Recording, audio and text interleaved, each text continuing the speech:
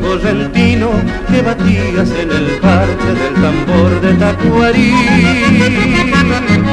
Y las voces de mis ríos se entrelazan cristalinas cuando juntas forman coros por cantarte en guaraní.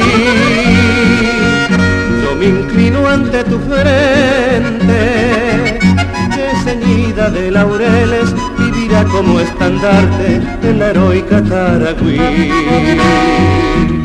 Y tu raza de valientes vivirá siempre grabada al redoble de la imagen del tambor de Tacuarí.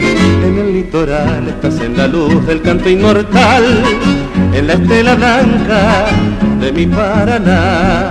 El viejo acordeón que suena clarín te irá repitiendo, Guapopulumí nunca morirá, raza guaraní.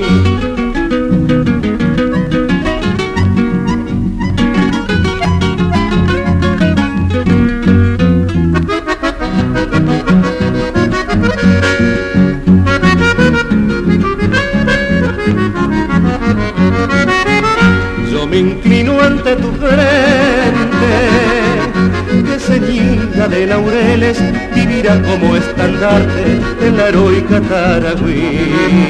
Y tu raza de valientes vivirá siempre grabada al redoble de la imagen del tambor de Tacuarí. En el litoral estás en la luz del canto inmortal, en la estela blanca de mi Paraná. El viejo acordeón que suena clarín te irá repitiendo, Guapopulumí nunca morirá.